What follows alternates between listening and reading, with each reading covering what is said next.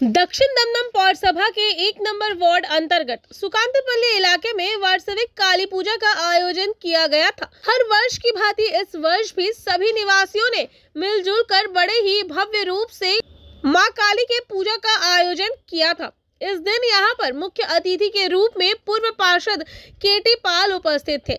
इलाके वासियों से बातचीत करने के दौरान पता चला कि आज से तकरीबन 15 साल पहले इस इलाके में सड़क तक नहीं थी।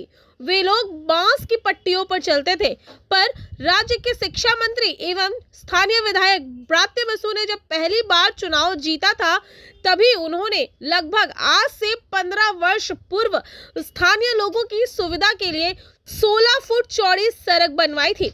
बाद में वहां के निवासियों के लिए न्यू क्रिएशन नाम के एक संस्था का भी गठन किया गया था और उसी संगठन की मदद से इस काली मंदिर का निर्माण भी करवाया गया था। इस वार्षिक पूजा समारोह में साउथ दमदम नगर पालिका के 1 नंबर वार्ड के पूर्व पार्षद प्रवीर पाल उर्फ केटीदा मुख्य रूप से उपस्थित थे। तो आइए सुनते हैं इस दौरान यहाँ के लोगों ने क्या कुछ कहा। একেবারে চালা ঘর ছিল, তারপর আস্তে আস্তে থেকে একটু বড় হলো, বড় হয়ে এখন এবার একটু ছোট করে হচ্ছে। আমার বাচ্চা এমনি অনুষ্ঠান একটা হয়, বাউল টাউল হয় 3-4 দিন। হ্যাঁ, মোটামুটি সবাই খায়, আমাদের 16 ফুটে যত লোক থাকে সবাই খাচ্ছে। সুকান্তপল্লী মানে পুরো সুকান্তপল্লীর লোকই আসে, সবাই মিলেই খাওয়া দাওয়া হয়, একসাথে থাকি আমরা। 14-15 বছর হয়ে গেছে এই পুজোটা হচ্ছে। তো এই পুজোটা বলা যেতে পারে আমাদের পাড়ার মানে একটা আবেগ, কারণ এই পুজোটা হলে একমাত্র আমার পাড়ার সবাই এক জায়গায় হই। হ্যাঁ, তারপরে কালকে হবে খিচুড়ি হবে এবং সারা পাড়ার মানে কোনো বাড়িতে মানে কালকে দিনে রান্না হবে না, সবাই আসবে, প্রসাদ গ্রহণ করবেন। রবিবারে হবে এটা। আচ্ছা, যাই হোক, হ্যাঁ, বড় ঠাকুরেরও পুজো হবে, শনিবারে পুজোর পরে প্রসাদ বিতরণ হবে। মানে সারা মানে কোনো পরিবারে এখানে মানে রান্না হবে না, পুরো 16 ফুটে প্রসাদ খাওয়ানো হয়। আজকে এখানে নতুন আসলাম, আমার খুব ভালো লেগেছে যে আমার এই এলাকার সুকান্তপল্লীর পশ্চিম অংশে আজকে যে মায়ের পূজা হচ্ছে, এটা আমার কাছে খুব গর্ববোধ হচ্ছে। কারণ আমরা দীর্ঘদিন ধরে এখানে বাস করছি। সুকান্তপল্লীতে যখন জলাশয় ছিল, ওগলাবন ছিল, জঙ্গল রাত ছিল, তখন থেকে আমি এখানে বাস করছি। আজ আমার দেখতে দেখতে প্রায় 60-62 বছর বয়স প্রায় অতিক্রান্ত হতে চলেছে। এই জায়গাটা এমন একটা অঞ্চল ছিল যে অঞ্চলে মানুষ একটা সময় হয়তো আসতে ভয় পেত। সামনে ছিল বাঁশবাগান এবং বর্ষাকালে এখানকার যারা প্রতিবেশী ছিল তাদের খুবই দুর্ভোগ হতো। 1978 সালে ভয়াবহ বন্যা, এলাকার লোক এলাকায় থাকতে পারেনি, তারা high school Vivekanandapalli, Subhashnagar high school এবং বৌদ্ধ হাই স্কুলে তারা চলে গেছিল, কিন্তু আমরা যাইনি। খুব করুণ দৃশ্য আমরা দেখতে পেয়েছিলাম। আজ সেখানে দাঁড়িয়ে আজকে একটা আমরা সিপিএম সরকারকে দেখেছি যে তারা 34 বছর এখানে রাজত্ব করেছে এই বাংলায়। তবে রাস্তাঘাটে সেরকম হয়তো ডেভেলপ হয়নি। যখন 2011 সালে এখানে আমাদের নতুন একটা দল অর্থাৎ তৃণমূল সরকার গঠিত হওয়ার পর আস্তে আস্তে আস্তে তার উন্নতি হয়েছে। আমরা খুব আশাবাদী এবং এই অঞ্চলের প্রত্যেকটা লোক, শুধু এই মন্দির নয়, সুকান্তপল্লী এবং 1 নম্বর ওয়ার্ডের প্রত্যেকটা মন্দির ডেভেলপ হয়েছে। আমরা আমাদের এই পশ্চিম সুকান্তপল্লী এই বড় ঠাকুর এবং আমাদের কালী ঠাকুরের এই মন্দিরটা ফার্স্ট হয়। আমাদের এই 16 ফুট রাস্তাটা আগে ছিল না, ছিল আগে বাঁশের সাগর। সেই অবস্থায় আমাদের এই 16 ফুটের একদম মুখের মাথায় আমাদের একটা সংগঠন ছিল, আছে এখনো সংগঠন আছে। সেই সংগঠনের নাম হচ্ছে নতুন সৃষ্টি।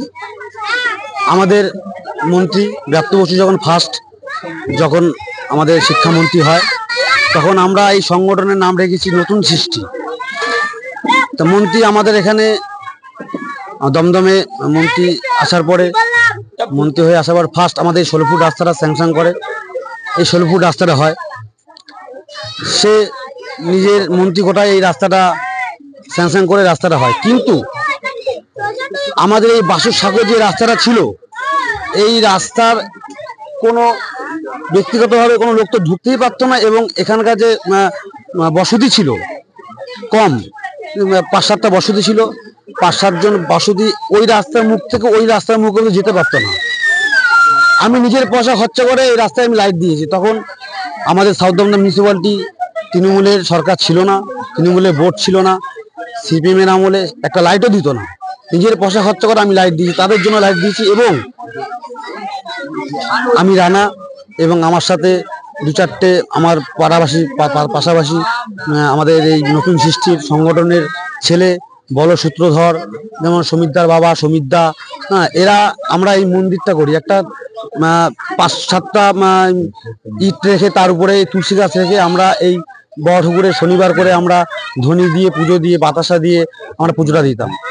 আস্তে আস্তে এই এলাকাবাসী লোকেরা এবং এলাকাবাসী এই লোকেরা প্রতিবেশী বাঁটলো, প্রতিবেশীরা মিলে সবাই মিলে এই মন্দিরটা করলো।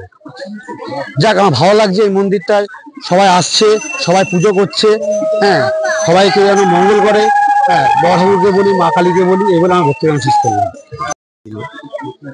তৎসময় আমরা এখানে যখন প্রথম 4-5টা বাড়ি মিলে এইখানটায় পুজোটা শুরু করি, তারপরে পাড়ার সবাই মিলে, মানে আমাদের পুরনো যারা আছে, কমলদা বলো, ওপারে সমর দাস, টিটুদা, উত্তম, শান্তি দাস, নিখিল মালি, বিকাশ মল্লিক, ওইদিকে মেজো, সুমন, বীরু, বলো, সুবল, সুব্দ, এরকম সবাই মিলে আমরা পাড়ার সবাই মিলে, তখন ফাঁকা ফাঁকা ঘর ছিল। তারপরে যখন 11তে আপনার এই রাস্তাঘাট শুরু হয় ব্রাত্য বসুর মাধ্যমে, প্রথম এই রাস্তা ছিল না। আপনার দিলিওর পার্টি অফিস থেকে শুরু করে দেখবেন আশেপাশে 107খানা রাস্তা আমাদের মন্ত্রীর কোঠায় করেছেন। তৎসহ আমাদের নেত্রী মমতা ব্যানার্জি যখন বলছে এতগুলো রাস্তা 1 নম্বর ওয়ার্ডে, বলছে দিদি সাউথ দমদম কিন্তু একদম নিরুপায়। সাউথ দমদম হচ্ছে কলকাতার প্রথম একদম অংশ পৌরসভা, কিন্তু তার মধ্যে 1 নম্বর ওয়ার্ড ছিল আপনার আন্ডারওয়ার্ল্ড, যাকে বলা হয়, ছিলই না বললে চলে, পঞ্চায়েতের চেয়েও খারাপ। যাই হোক, সেইখানটা আমরা এই মন্দিরটা করি। তারপরে 2011-র পরে 12 সালে আমরা এই আশিস দাসে, এই আমরা বিমল ইত্যাদি সবাই মিলেছিলে আসার পরে আমরা এই আস্তে আস্তে করে মূর্তি এবং মন্দিরটা প্রতিষ্ঠাতা করা হয়। এবং আমাদের মূর্তি ধরে দেখেছেন, দুটোই পাথরের মূর্তি। এখন আজ থেকে আপনারা ধরেন 2007 সাল থেকে মন্দিরটা শুরু হয়েছে। 19তম প্রতিষ্ঠা দিবস বলতে চলে, কিন্তু আমরা পৌষ মাসেই করি। এবছর একটুখানি অন্য কারণের জন্য 1টা মাস আমরা পিছিয়ে পড়ছি। তার জন্য মায়ের কাছে আমরা আলাদাভাবে ক্ষমা চেয়েছি, মা আমাদের যদি ভুল যদি হয়ে থাকে তুমি ক্ষমা করে দিও বাবা। আবার আমাদের মেন কান্ডারি এবছরের কবিরপাল বাবু, উনি এসেছিলেন, উনি এসে মায়ের প্রণাম করে গেছেন এবং ওনার ইচ্ছা ছিল এবছর পুজোটা খুব বড় করে করবেন। যাই হোক, ওনার আর আমার দুইজনের ভুলবশত এই পুজোটা এবছর একটু বড় করে যেটা হওয়ার ছিল সেটা হলো না। তবে আমরা আগামী রবিবার দিন এখানে প্রতি বছর বড় ঠাকুরের পুজোর পরে, মায়ের পুজোর পরে বড় ঠাকুরের পুজো হয়, তারপরে এখানে খিচুড়ি প্রসাদ হয়। আপনি যদি আসেন বা দেখেন, মনে হবে শুধু এরকম মাথা আর মাথা দেখবেন, মানে পুরো লাইন পরে। এখানে এই খিচুড়ি খাওয়ার ঐতিহ্যের একদম সেই প্রথম থেকে, সেই জলের মধ্যে থেকে শুরু হয়েছে। আমরা ওইটাকে একটা ঐতিহ্যটা ধরে রাখার চেষ্টা করছি। অনেক রকম বলে, কিন্তু আমরা সেই খিচুড়িটাকেই এখানে মান্যতা দিয়েই আমরা চলছি।